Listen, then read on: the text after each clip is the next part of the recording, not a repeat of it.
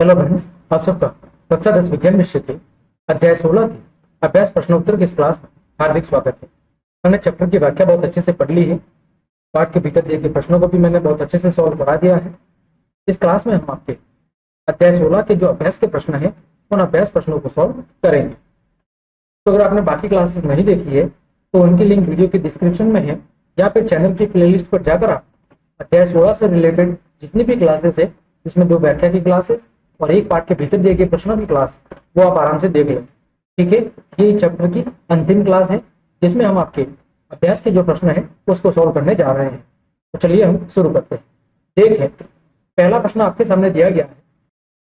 अपने घर में पर्यावरणानुकूलित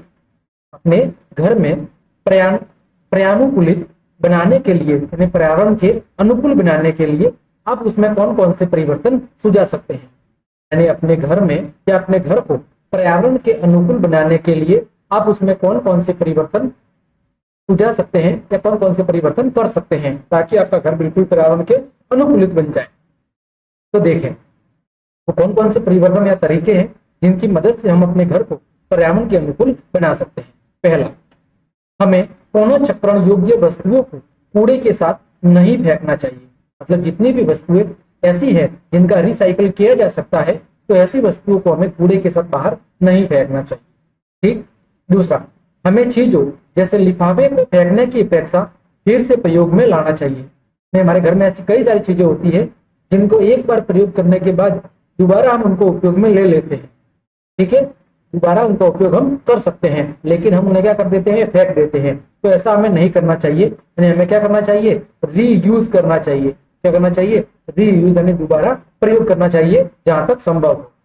अगला, पानी के बेहतर रिसाव को रोकना चाहिए। जहां कहीं भी आपको लगता है कि पानी का वेस्टेज हो रहा है, वहां पर आपको पानी के वेस्टेज को रोकना चाहिए। अगला, आवासीय कूड़े कचरे को कूड़ादान में इकट्ठा करके उसका निपटान करना चाहिए। यानी आप जहां भी रह रहे हैं, कॉलोनी वगैरह, गली वगैरह, तो वहां का जो भी कचरा होता है, वहां उस कचरे को नगर पालिका के द्वारा जो कचरा इकट्ठा करने की अलग अलग यंत्र या उपकरण रखे होते हैं, वहां पर इकट्ठा करना चाहिए ताकि उनका अच्छे से नगर पालिका के द्वारा निपटान किया जा सके और गंदगी भी नहीं फैले। अगला क्या कर सकते हैं, हम बिजली के पंखे और बल्ब के स्विच बंद करके विद्युत का वेस्टेज रोक सकते हैं। अगर आपको जरूरत नहीं है पंखे या बल्ब की, तो ऐसी स्थिति में आप इनको बंद करके ज्यादा से ज्यादा बिजली की बचत कर सकते हैं। अगला, हमें आहार का मतलब जो भोजन है वो भी हमें वेस्टेज नहीं करना चाहिए। अगला, पानी को मितव्ययता से प्रयोग करना चाहिए। यानी पानी का जितनी जरूरत है उसी हिसाब से हमें क्या करना चाहिए, उसका उपयोग करना चाहिए। हमें अपने आवास के आसपास कचरे और गंदे पानी को इकट्ठा नहीं होने देना चाहिए। इसके अलावा हम जहां पर भी रह रहे हैं हमारे आसपास हमें गंदगी, कूड़ा करकट या गंदा पानी ज्यादा इकट्ठा होना नहीं देना है, क्योंकि इससे तरह तरह के जीवाणु पनपेंगे, मच्छर पनपेंगे और उससे कई सारी बीमारियां फैलने की संभावना रहेगी। फिर अगला, टपकने वाले पानी की पाइप या नल की मरम्मत करवा कर हम पानी की बचत कर सकते हैं। इसके अलावा अगर आपको कोई आपके घर में पानी का नल टपक रहा है जहां से वेस्टेज हो रहा है पानी, तो उसकी मरम्मत करवा के आप जल की क्या कर सकते हैं, बचत कर सकते हैं।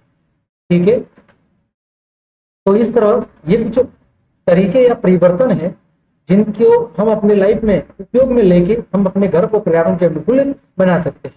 या ऐसे कुछ तरीके हैं जिनको हम अपने दिन प्रतिदिन के जीवन में लागू करके अपने घर को पर्यावरण अनुकूलित बना सकते हैं। ठीक है, चलिए आगे बढ़ते हैं। प्रश्न संख्या 2 देखें। क्या आप अपने स्कूल में कुछ परिवर्तन सुझा सकते हैं जिससे इसे पर्यावरण अनुकूलित बनाया जा सके। प्रश्न क्या है कि अपने स्कूल से रिलेटेड ऐसे तरीके बताइए जैसे आप अपने विद्यालय को पर्यावरण के अनुकूल बना सके। तो जो भी पीछे बातें पढ़ी थी वही ज्यादातर वो की वही बातें। ठीक है, तो देखें, निम्नलिखित परिवर्तनों द्वारा हम अपने स्कूल में पर्यानुकूलित वातावरण बना सकते हैं, यानी पर्यावरण के अनुकूल वातावरण बना सकते हैं। पहला, बच्चों को शिक्षा देनी चाहिए कि फूल अथवा पत्तियों को अनावश्यक ना तोड़े। फिर स्कूल के भवन को साफ सुथरा रखना चाहिए। फिर कूड़ा करकट इधर उधर नहीं फेंकना चाहिए, बल्कि चीजों का पुनः इस्तेमाल करना चाहिए जहां तक संभव हो, यानी वही रीयूज करना चाहिए। फिर स्कूल के आसपास कचरे के ढेर और रुका हुआ गंदा जल नहीं होना चाहिए, गंदगी नहीं होनी चाहिए। इसके अलावा विद्यालय में समय समय पर शौचालय और मूत्रालय की नियमित तौर पर क्या होनी चाहिए, सफाई और धुलाई की जानी चाहिए। फिर कमरों में ज्यादा से ज्यादा खिड़कियां होनी चाहिए ताकि सूर्य की रोशनी अंदर आए और कम से कम बिजली खर्च हो। फिर विद्युत और जल के वेस्टेज को नियंत्रित करना चाहिए। हमें विद्यालय में ज्यादा से ज्यादा पेड़ पौधे लगाने चाहिए। तो ये ऐसे कुछ तरीके हैं जिनकी मदद से हम अपने विद्यालय को भी पर्यावरण के अनुकूल बना सकते हैं। ठीक है, आगे बढ़ते हैं। इस अध्याय में हमने देखा कि जब हम वन और वन्य जंतुओं की बात करते हैं तो चार मुख्य दावेदार हमारे सामने आते हैं। जब हम वन और वन्य जंतुओं की बात करते हैं तो चार मुख्य दावेदार हमारे सामने आते हैं। इनमें से किसी वन उत्पाद प्रबंध हेतु निर्णय लेने के लिए अधिकार दिए जा सकते हैं। यानी जो चार दावेदार थे जो हमने पढ़े थे, स्थानीय लोग, वन विभाग और औद्योगिक लोग या उद्योगपति और प्रकृति प्रेमी। तो इन चारों में से ऐसे कौन से लोग हैं जिनको हम वन उत्पाद प्रबंधन हेतु अधिकार दे सकते हैं, और आप ऐसा क्यों सोचते हैं, इसके पीछे कारण क्या है? तो देखें, वन और वन्य जंतुओं की बात करते समय सामने आने वाले चार मुख्य दावेदार कौन कौन से हैं, पहले वो जानना जरूरी है। पहला, वन के अंदर और वनों के पास रहने वाले सभी स्थानीय लोग जो अपनी आवश्यकताओं के लिए वनों पर क्या करते हैं, निर्भर करते हैं। ठीक है। दूसरा, सरकार का वन विभाग वनों से प्राप्त संसाधनों का क्या करता है, नियंत्रण करता है। या वनों से प्राप्त जो साधन है उनका नियंत्रण करता है, कंट्रोल करने का काम करता है। तीसरा, उद्योगपति जैसे बीड़ी उत्पादकों से लेकर कागज मिल इस पर निर्भर है, वनों पर निर्भर रहते हैं, इसीलिए वनों की कटाई बहुत ज्यादा हो रही है। ये तीसरे प्रकार के उद्योगपति या दावेदार हो गए। चौथे प्रकार के दावेदार प्रकृति प्रेमी। तो वनों के उपयोग के लिए कानून बनाए जाने चाहिए ताकि वनों के पास रहने वाले लोग और वनों का इस्तेमाल करने वाले लोग वनों का इस्तेमाल ठीक प्रकार से कर सके, है ना। हमें सबसे पहले किसको प्राथमिकता देनी चाहिए, वनों के जो पास में रहने वाले लोग हैं और जो वनों का इस्तेमाल या जो उसका प्रबंधन करने वाले सरकारी विभाग के लोग हैं उनको अधिकार देने चाहिए ताकि वो वनों के इस्तेमाल को ठीक तरह से कर सके और उसे क्या कर सके, अच्छे तरीके से मैनेज कर पाए। ठीक है। अगला प्रश्न, एक एकल व्यक्ति के रूप में आप निम्न के प्रबंधन में क्या योगदान दे सकते हैं? नहीं, आप एक एकल व्यक्ति है और ऐसी स्थिति में आप वन और वन्य जंतु के प्रबंधन में, जल संसाधन के प्रबंधन में, कोयला और पेट्रोलियम के प्रबंधन में अपना क्या योगदान दे सकते हैं वो आपको बताना है। ठीक है। तो देखें, सबसे पहले बात करते हैं वन और वन्य जंतु के प्रबंधन में हमारा योगदान क्या हो सकता है, उसकी चर्चा करते हैं।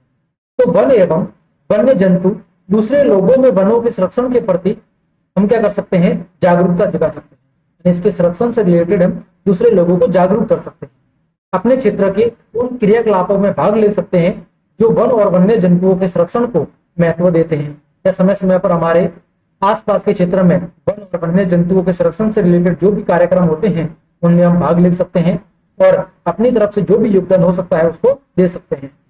फिर संरक्षण के नियमों को अपनाकर तथा इस मसले पर काम कर रही कमेटी या जो सरकारी संस्था है उनकी सहायता करके हम वन और वन्य जंतुओं के प्रबंधन में योगदान दे सकते हैं। ये हम अपनी तरफ से कर सकते हैं, तो लोगों को जागरूक कर सकते हैं। इसके अलावा हमारे आसपास क्षेत्र में होने वाले जितने भी कार्यक्रम हैं जो वन और वन्य जंतुओं के संरक्षण से होते हैं उसमें हम भाग ले सकते हैं, अपना योगदान दे सकते हैं। इसके अलावा वन और वन्य जंतुओं के संरक्षण से रिलेटेड जो एजेंसी या जो सरकारी संस्था कार्य कर रही है उसमें हम अपना योगदान जहां तक संभव हो सकता है देकर हम अपना योगदान दे सकते हैं। ठीक है। दूसरा, जल संसाधन के संरक्षण में हम क्या कर सकते हैं या उसके प्रबंधन में हम क्या कर सकते हैं। तो जल संसाधन अपने घर तथा कार्य स्थान पर जल का वेस्टेज रोककर तथा वर्षा के जल को अपने घरों में संग्रहण करके हम क्या कर सकते हैं, जल संसाधन के प्रबंधन में अपना योगदान दे सकते हैं। तो जल को हम वेस्टेज को रोके और वर्षा के जल को इकट्ठा करें।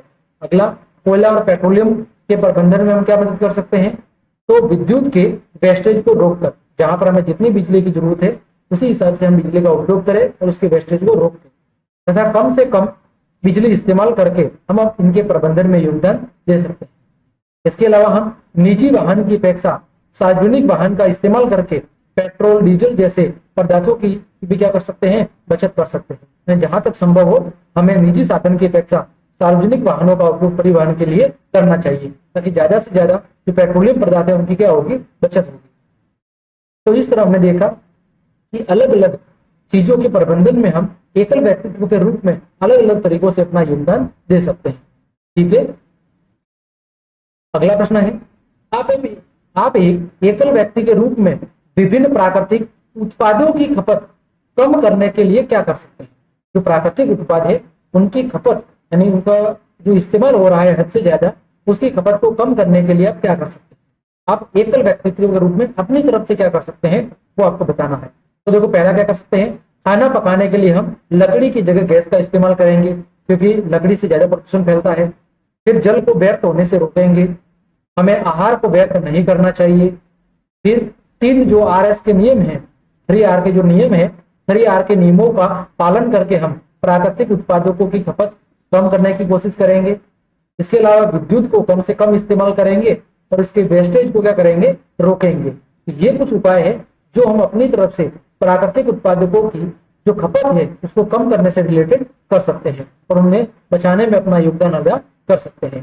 ठीक, अगला प्रश्न, निम्न से ऐसे संबंधित 5 कार्य लिखिए जो आपने पिछले 1 सप्ताह में किए हैं। पहला है प्राकृतिक संसाधनों का संरक्षण। इसके लिए आपने पिछले सप्ताह में क्या क्या कार्य किए हैं वो आपको बताना है। तो पहला, पर्यावरण के संरक्षण से संबंधित जागरूकता अभियान में मैंने भाग लिया। फिर नहाने में कम से कम पानी का उपयोग किया। फिर रोशनी के लिए हमने साधारण बल्ब की जगह LED या CFL का प्रयोग किया। स्कूल आने जाने के लिए अपने वाहन की जगह सरकारी वाहन या साइकिल का प्रयोग किया। विद्युत उपकरणों का व्यर्थ प्रयोग नहीं किया। ये मेरे द्वारा प्राकृतिक संसाधनों के संरक्षण से रिलेटेड पिछले सप्ताह में कार्य किए गए हैं। अगला दिया हुआ है, प्राकृतिक संसाधनों पर दबाव को और बढ़ाया है। आपने इससे रिलेटेड क्या किया है कि प्राकृतिक संसाधनों पर आपने और ज्यादा दबाव बढ़ाया है। पहला, कंप्यूटर पर प्रिंटिंग के लिए अधिक कागजों का मैंने प्रयोग किया। मोटरसाइकिल का अत्यधिक उपयोग किया मैंने। पंखा चलते हुए छोड़कर कमरे से बाहर गया कभी कभार। फिर दिवाली पर मैंने पटाखे जलाए। आहार को वेस्ट किया, पानी को वेस्ट किया। ये मेरे द्वारा प्राकृतिक संसाधनों पर और ज्यादा दबाव बढ़ाया गया है। ठीक है, तो ये आप अपनी मर्जी से कुछ भी लिख सकते हैं कि आपने क्या फायदा किया है और आपने क्या नुकसान पहुंचाया है या क्या खपत में वृद्धि की है। अगला प्रश्न है प्रश्न संख्या 7। इस अध्याय में उठाए बिंदुओं या समस्याओं के आधार पर आप अपनी जीवन शैली में क्या परिवर्तन लाना चाहेंगे जिससे हमारे संसाधनों के प्रदूषण को बढ़ावा मिल सके। हमारे संसाधनों के प्रदूषण को बढ़ावा मिल सके। यह प्रश्न कुछ गलत है। संसाधनों के प्रबंधन या हम कह सकते हैं संसाधनों के प्रबंधन को क्या मिल सके, पर बढ़ावा मिल सके, या संसाधनों के संरक्षण को बढ़ावा मिल सके। ये प्रदूषण गलती से प्रिंट हो गया है। यानी कि हमें अपनी जीवन शैली में ऐसे कौन कौन से परिवर्तन लाने चाहिए जिससे संसाधनों का ज्यादा से ज्यादा प्रबंधन हो या उनका संरक्षण हो या वो बचे रहे। तो देखें हम क्या कर सकते हैं। वही सबसे पहले निजी वाहनों की अपेक्षा सरकारी वाहनों का इस्तेमाल करना सबसे पहला उपयोग। फिर हमें यह ध्यान रखना चाहिए कि हम एक समाज में रहते हैं, अकेले नहीं। मतलब हम जब भी किसी प्राकृतिक संसाधन का उपयोग करते हैं तो हमें स्वयं की जरूरत को केवल ध्यान में नहीं रखना चाहिए। इसके अलावा हमें बाकी समाज का भी सोचना चाहिए कि समाज में हम केवल अकेले व्यक्ति नहीं है, बल्कि कई सारे और लोग हैं जो समाज में रह रहे हैं और सभी लोगों की अपनी अपनी आवश्यकता है, उनको भी ध्यान में रखना चाहिए। हमें 3R के नियमों का पालन करना चाहिए, जिसमें रिड्यूस कम उपयोग, रिसाइकिल पुनः चक्रण और रीयूज यानी दोबारा उपयोग। इन बातों का अच्छे से उपयोग करना चाहिए कि हमें अपने जीवन में लागू करना चाहिए। फिर हमें अपने संसाधनों का कम से कम इस्तेमाल करना चाहिए ताकि किसी भी तरह उन्हें व्यर्थ नहीं किया जाए। फिर हमें अपने पर्यावरण को प्रदूषित नहीं करना चाहिए, ज्यादा से ज्यादा वृक्षारोपण करना चाहिए, जल को व्यर्थ नहीं करना चाहिए, बिजली का ज्यादा से ज्यादा बचाव करना चाहिए। ये कुछ तरीके हैं जिनको हम अपने जीवन में महत्व देकर संसाधनों के सम प्रदूषण को क्या कर सकते हैं, बढ़ावा दे सकते हैं, या संसाधनों के प्रबंधन या संरक्षण को बढ़ावा दे सकते हैं। ठीक है, तो यह हो गया आपका प्रश्न संख्या 7। तो इस तरह आपके अध्याय 16 के अभ्यास के जितने भी प्रश्न थे उन सभी प्रश्नों के उत्तर हमने अच्छे से जान लिए। सभी प्रश्नों के उत्तर लगभग एक जैसे थे, सभी से मिलते जुलते थे। ठीक है, तो उम्मीद करता हूँ सारे प्रश्नों के उत्तर आपको अच्छे समझ में आए होंगे। तो क्लास देखने के लिए आप सभी को धन्यवाद। अगर आपको मेरी ये क्लास और मेहनत पसंद आ रही है तो फिर लाइक, कमेंट, शेयर और सब्सक्राइब जरूर करें। आज के लिए इतना ही। धन्यवाद। जय हिंद, जय भारत।